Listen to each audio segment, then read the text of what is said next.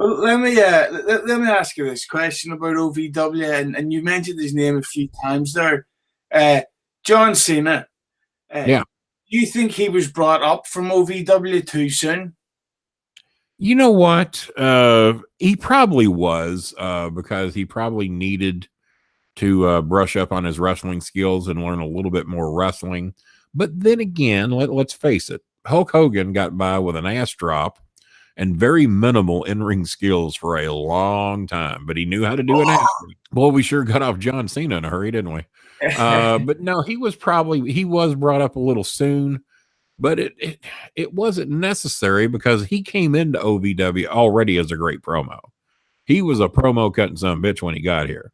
So for that fact, he didn't need me. But what he did that was smart, well, the thing he did that wasn't smart is that he always tried to get over on me as far as humor. He always liked to insult me. Well, if you insult me, you're going to win the fans over. If you're calling me fat and saying that they don't have enough catering for me in the back, and well, the seats aren't big enough for you, King, to fly on a plane, but that somehow worked with me and him. It shouldn't have, because the fans should have hated me, and they should have loved John because he was giving me shit. But for whatever reason, the fans never came over to him, even when he insulted me. It would be funny at the time, but they still hated Cena.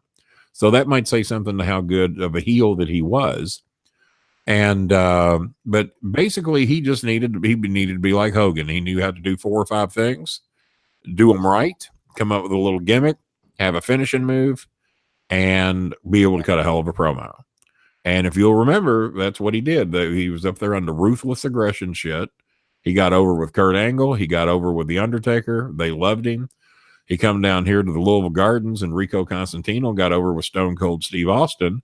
So now you've got Cena and Rico both almost going up at the same time and being major impact players there. Rico was for about 5 years with the Billy and Chuck stuff. And we knew Cena would be a big star, but even I was not sure that he'd be the face of the company for as long as he was.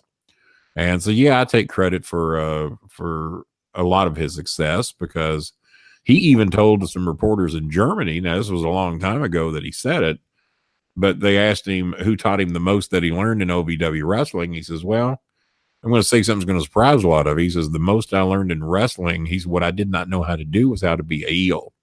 And he says, I learned how to be a heel from Kenny Bolin. He said, that SOB knows how to get people to hate him. And he said, and I watched how he did it. And he says, I think I learned a lot from him. But the thing is that Cena was never really required to be a heel. They hate him because they don't think he knows enough about wrestling after 20-something years of being in the business, or 17 years, however long it's been. And they hate him because he's a pretty boy, and every man that's in there, it's got a woman, wants to fuck John Cena. And when you're sitting there and, you think you're the apple of her eye, but she wants to fuck the guy in the ring, well, of course the guy is not going to like the guy that his girlfriend wants to fuck. And that's been the thing about wrestling forever.